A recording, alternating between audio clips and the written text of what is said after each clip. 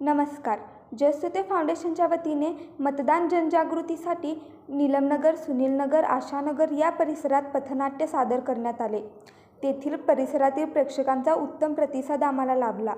तुम्हा सगळ्यांना जयस्तुते फाउंडेशन एका मानाचा मुजरा. आज मतदान जनजागृतीसाठी आम्ही सादर करत आहोत पथनाट्य. पथनाट्य. जागर मतदानाचा तुमच्या आमच्या हिताचा. जागर मतदानाचा तुमच्या आमच्या हिताचा.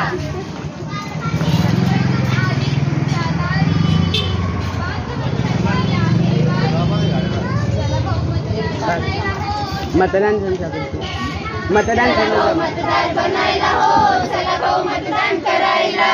निवडणूक आली तुमच्या दारी, 5 वर्षाची आहे वारी. चला भाऊ मतदार बनायला हो, चला भाऊ मतदार करायला.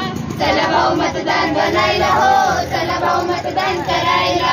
मतदार म्हणून गाव नोंदवा, मातृभूमीची शान वाढवा. चला भाऊ मतदार बनायला हो, चला भाऊ मतदान करायला. चला भाऊ मतदान बनायला हो, चला भाऊ मतदान करायला. अहो ऐकलं का धनी? काय ग पार्वती? 18 वर्षाची झालीच गुन्हा, 18 वर्षाची झालीच गुन्हा. अहो धनी, ओ धनी, हिला पोरग बघा ना, हिचं लगीन करा ना.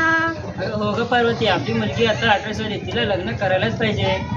अहो थांबा थांबा, म्हणजे 18 वर्षाची झाली म्हणजे का तिचं लग्न करताय? हे का लग्नाचे वय नाही? 18 वर्ष म्हणजे मुलीचं लग्नाचंच असतं की हो? नाही नाही, मुळीच नाही. 18 वर्ष म्हणजे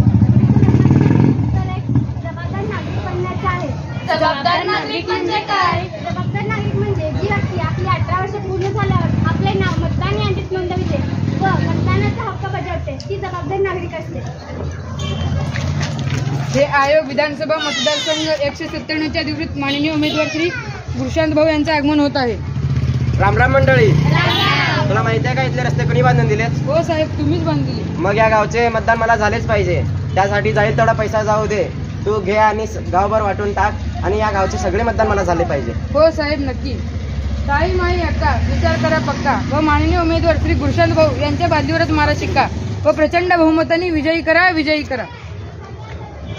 अहो बांधवांनो, निवडणुकीखातीर पैसे घेऊन मतदान करणं म्हणजे स्वतःला विकण्यासारखं आहे. लोकशाहीने आपल्याला राजा होण्याचा अधिकार दिला आहे. या देशात जर न विकला जाणारा नगरसेवक, आमदार हवा असेल तर न विकला जाणारा मतदार होणे सुद्धा तेवढेच गरजेचे आहे. जो उमेदवार पैसे घेऊन मतदान करून घेत असेल आणि निवडून येत असेल तो खरंच आपल्या विकासाची कामे करेल का? नाही नाही, असे मुळीच चालणार नाही. आम्ही योग्य उमेदवारालाच निवडून देऊ. मतदानाला चला हो तुम्ही, मतदानाला चला. मतदानाला चला हो तुम्ही, मतदानाला चला. मतदानाला चला हो तुम्ही, मतदानाला चला. मतदानाला चला हो तुम्ही, मतदानाला चला. अगं ऐकली का सुनबाई? काय होत असे उद्या आपल्या गावात मतदान आहे. तुझ्या नवऱ्याने सांगितल्याने ज्याला कुणाला मतदान करायला सांगितलं त्यालाच करायचं, कळलं का? नाही नाही सासूबाई, मी मुळीच तुमचं ऐकणार नाही. मी एक सुशिक्षित व समजूतदार मतदार आहे. त्यामुळे मी कुणाच्या दबावाखाली येऊन मी माझं मत मुळीच बदलणार नाही. आणि हा, जो उमेदवार आपल्या गावाच्या विकासासाठी काम करेल मी त्यालाच मतदान देईन. आजचे सुशिक्षित लोक असंच करतात, स्वतःच्याच मनाचं खरं करतात. हो तर मंडळी, संविधानाने आणि लोकशाहीने स्त्रिया आणि पुरुष या दोघांनाही मतदानाचा समान अधिकार दिला आहे. त्यामुळे कुणी कुणाच्या दबावाखाली न येता आपण मतदान करून आलं पाहिजे. अहो पण मी एकट्याने मतदान न केल्याने काय फरक पडणार आहे? फरक पडतो. मी देशाचा आणि देश माझा या भावनेने प्रत्येकाने मतदान केलेच पाहिजे. लोकशाहीने आपल्याला मतदानाचा हक्क दिला आहे, तो सर्वांनी बजावलाच पाहिजे. अरे देवा, आज ऑफिसमध्ये खूपच काम आहे राव. आजच्या आज पूर्ण केलंच पाहिजे. एक्सक्यूज मी कोमल, इकडे ये ना. हो बोला मॅडम, काय काम काढलं? मला हे फाईल आजच्या आज कसल्याही परिस्थितीत पूर्ण करून पाहिजे. अहो मॅडम, आज आपल्या गावात मतदान आहे. हो, पण तुझ्या एकटीच्या मतदान न केल्यामुळे काय फरक पडणार नाही.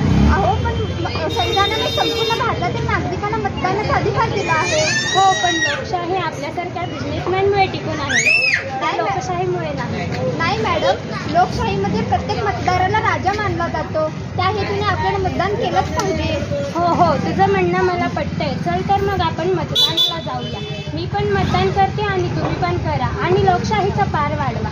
नक्की करणार ना? हो, नक्की करणार.